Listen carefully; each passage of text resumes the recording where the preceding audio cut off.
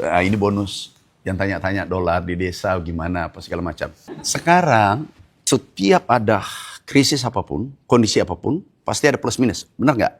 Sekarang di mana kecerdasan kita memanfaatkan situasi ini?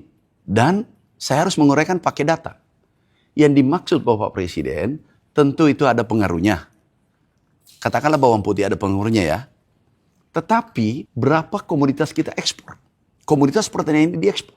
Bahkan sebagian orang, ini sebagian perkebunan, pernah bertanya ke saya, kapan krisis? Karena ini nilainya naik kan, ekspor ini. Benar nggak? Lihat nggak? Kan kemarin ada yang tahu nggak sejak kapan itu 16.500, 16.700? Ada yang tahu? Enggak, tahun lalu. Tahun lalu kan? Mau lihat dampaknya pertanian? Nih, ekspor kita. Jadi kita pakai data. Yang tadi, ini 32 dulu 26. Karena petani sederhana, karena ini menguntungkan situasi, tanamannya dipupuk dengan baik, dipelihara dengan baik, hamanya dijaga dengan baik, airnya dijaga dengan baik. Benar nggak? Logik kan? Nah hasilnya ini. Ini kesimpulan aja. Ini naik 166 triliun. Ini ekspor pertanian. Dan ini BPS. Impornya turun 41 triliun. Aku tanya kalian, inilah yang dimaksud Bapak Presiden. Bahwa ada dampaknya iya, tetapi dampak positifnya di desa khususnya. Di desa kan petani kan, dampak positifnya jauh lebih tinggi. Nah kita pakai data. Anda boleh cross check ini data nanti. Nih, 166 triliun. Impornya turun 41 triliun. Dan termasuk beras di dalamnya. Kemudian Anda pasti bertanya, korelasinya bagaimana dengan kesejahteraan petani? Terbaca di sini. Ini tertinggi selama 92, tapi selama Republik ini merdeka. Nah, terus lihat lagi PDB-nya. Terbaca di sini. Sinkron kan pakai data. Clear. Menguntungkan enggak? Itulah yang dimaksud Bapak Presiden. Bahwa bahasa sederhananya disampaikan Bapak Presiden. Saya pembantu Presiden menjelaskan secara detail. Ya dampak ada beli BBM. Tapi ingat, BBM subsidi kan? Tidak naik. Iya kan? Pupuk turun kan?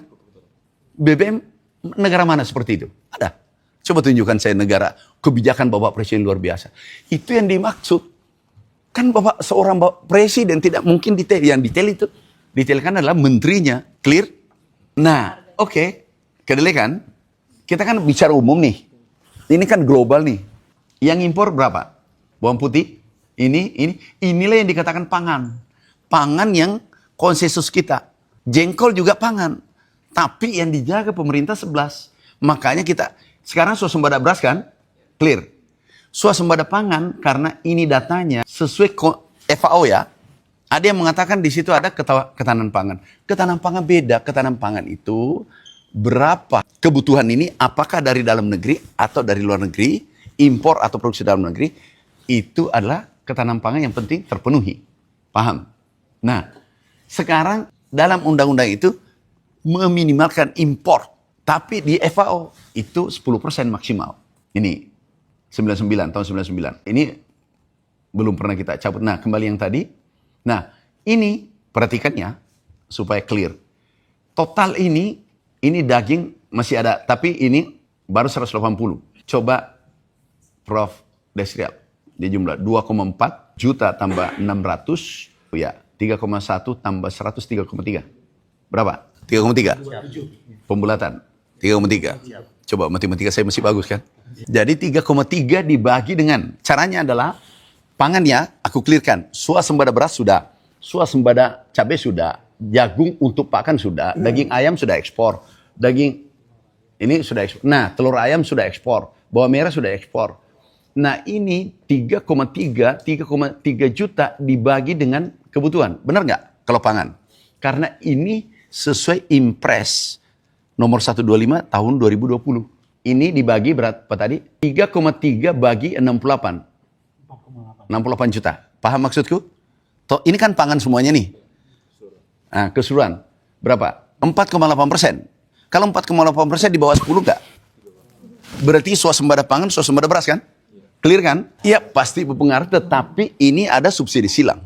Karena kecil porsinya kan? Kalau makan itu, yang paling besar apa porsinya? Berapa persen kedelai, tempe?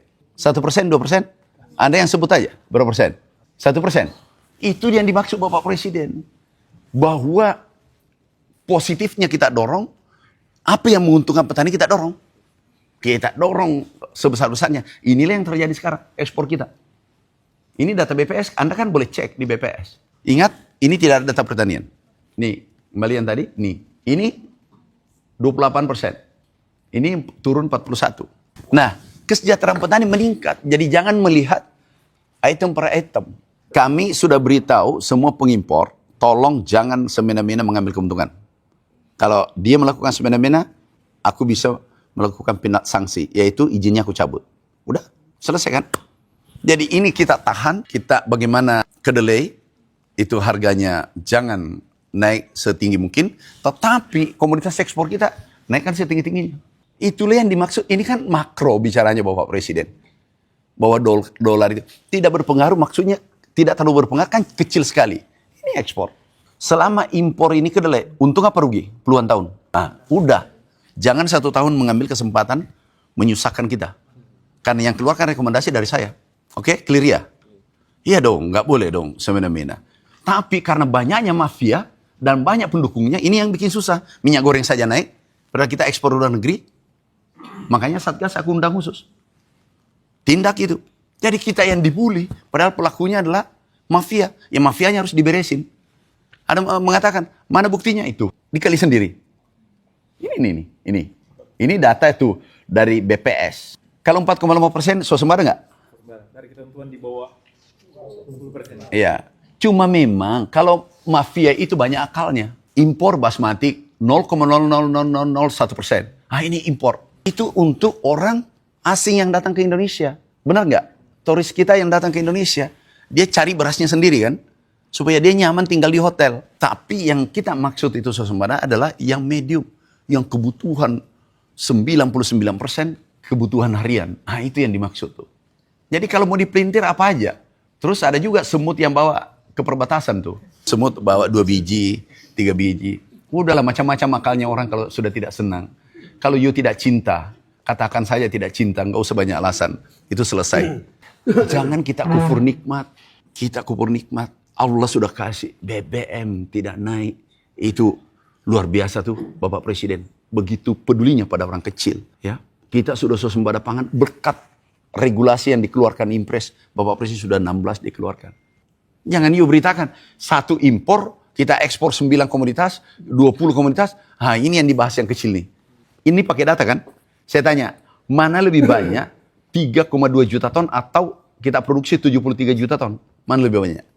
Lah kenapa terlalu bahagia beritakan ini yang kecil ini? Yang 3%. Kalau dibagi tadi 3,2 bagi 73. Ini produksi ya? Berapa?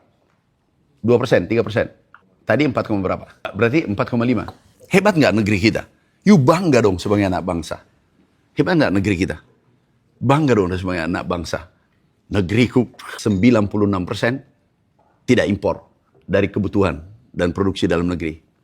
Ekspor kita tuh sudah berapa yang ekspor? Tahu nggak bawang cuma berapa ton? 600. Kita ekspor ini ribuan ton, peningkatannya 166 triliun.